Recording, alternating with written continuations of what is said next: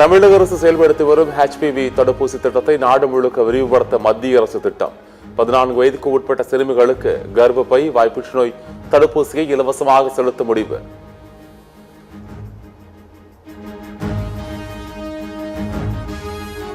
அமெரிக்காவுடனான வர்த்தக ஒப்பந்தத்தை ரத்து செய்ய முடியுமா என்று பிரதமர் மோடிக்கு ராகுல் காந்தி பகிரங்க சவால். டிரம்ப் விதித்த வரியை சட்டவிரோதம் என அமெரிக்க நீதிமன்றமே ரத்து செய்ததை சுட்டிக்காட்டி சரமாரி கேள்வி.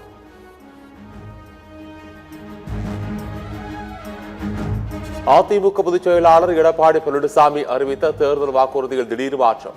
10,000 ரூபாய் கருணை தொகை என்பதை உதவித்தொகை என திருத்தி அதிமுக தரப்பில் அறிக்கை.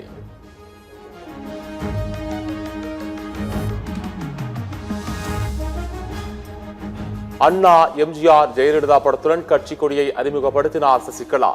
புதிய கட்சியின் பெயரை விரைவில் அறிவிப்பேன் என கமுதி பொதுக்கூட்டத்தில் பேச்சு.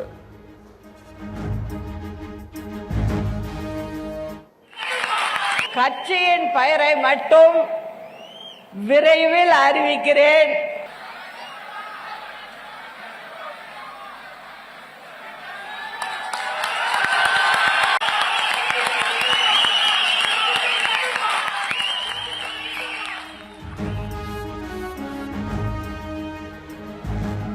ஒன்பது ஆண்டுகளாக அமைதியாக இருந்தது போல் இனிமேல் என்னால் இருக்க முடியாது.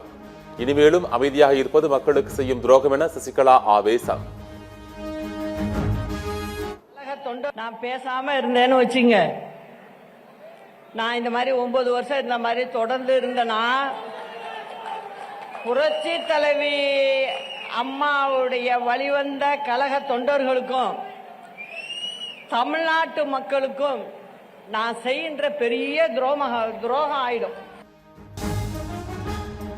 அம்பேத்கர் காண வேண்டிய சம நல்லிணக்கத்தை தமிழகத்தில் காண வேண்டும் என்றால் பாசிச சக்திகளை வீழ்த்த வேண்டும். சென்னை ஆலந்தூரில் சட்டமேதை அண்ணல் அம்பேத்கர் சிலை திறப்பு விழாவில் துணை முதலமைச்சர் உதயநிதி பேச்சு. சென்னையில் 8 தேர்தல் ஒருங்கிணைப்பு அலுவலர்களை நியமித்து மாநகராட்சி ஆணையர் குமரகுருபரன் உத்தரவு. 16 தொகுதிகளில் 2 தொகுதிகளுக்கு தலா ஒருவர் என மொத்தம் 8 தேர்தல் ஒருங்கிணைப்பு அலுவலர்கள் நியமனம்.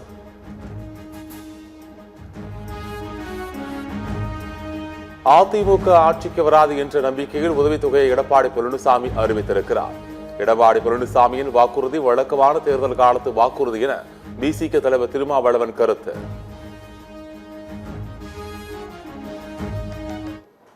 தேர்தல் காலத்து வாக்குறுதிகள் வழக்கமான வாக்குறுதிகள். அதிமுக ஆட்சிக்கு வராது என்கிற நம்பிக்கையில் இந்த அறிவிப்பை செய்திருக்கலாம் என்று நான் கருதுகிறேன். என்றாலும் கூட இது போன்ற அறிவிப்புகள் உழைக்கிற மக்களிடத்தில் எந்த தாக்கத்தையும் ஏற்படுத்தாது. இந்திய கம்யூனிஸ்ட் கட்சியின் மூத்த தலைவர் நல்லக்கண்ணுவுக்கு தொடர் தீவிர சிகிச்சை.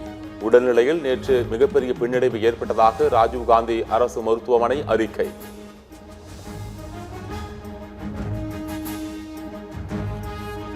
சென்னை கடற்கரை செங்கல்பட்டு வழித்தடத்தில் ரயில் சேவைகள் ரத்து செய்யப்பட்டு வருவதால் பயணிகளுக்கு மிகுந்த அவதி. தென்னக ரயில்வே மெத்தனமாக செயல்படாமல் பிரச்சினைக்கு விரைந்து தீர்வு காண வேண்டும் என திமுக எம்பி கனிமொழி வலியுறுத்தல்.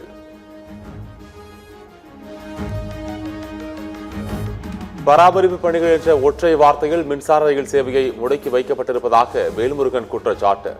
ரயில்களின் மூலமாகவே வாழ்வாதாரத்தை நம்பியிருக்கும் லட்சக்கணக்கான மக்களின் வயிற்றில் அடிக்கும் செயல் என்ற தெற்கு ரயில்வேக்கு கண்டனம்.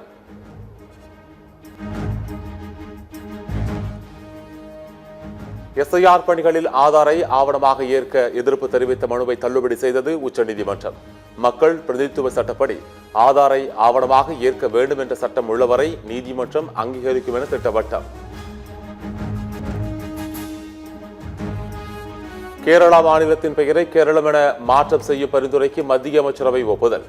சனலுக்கான குறைந்தபட்ச ஆதார விலையை 5,925 ரூபாயாக உயர்த்தியது மத்திய அரசு.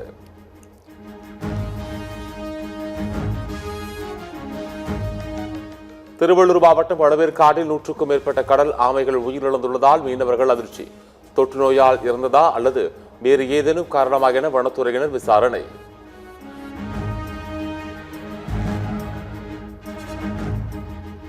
இலவச திரைப்படங்கள் வழங்கும் அங்கீகாரமற்ற செயலிகளின் பயன்பாட்டை தவிர்க்க வேண்டும். பைனர்களின் தனிப்பட்ட தகவல்கள் திருடப்படலாம் என சைபர் கிரைம் போலீசார் எச்சரிக்கை. மலேசியாவில் பிரதமர் பதவிகள் அதிகபட்சம் 10 ஆண்டுகள் மட்டுமே ஒருவர் பதவி வகிக்க முடியும் என்ற புதிய சட்ட திருத்த மசோதா நாடாளுமன்றத்தில் தாக்கல். அதிகார குவிப்பை தடுக்கவும் வெளிப்படைத்தன்மையை அதிகரிக்கவும் அந்நாட்டு அரசு அதிரடி நடவடிக்கை.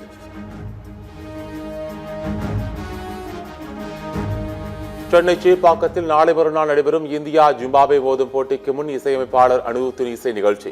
ஐசிசி அதிகாரப்பூர்வ அறிவிப்பு.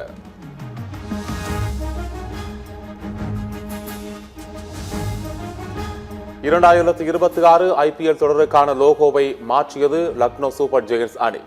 லோகோவிற்கு நடுவில் பேட்டுக்கு பதிலாக கம்பீர யானை முகம்.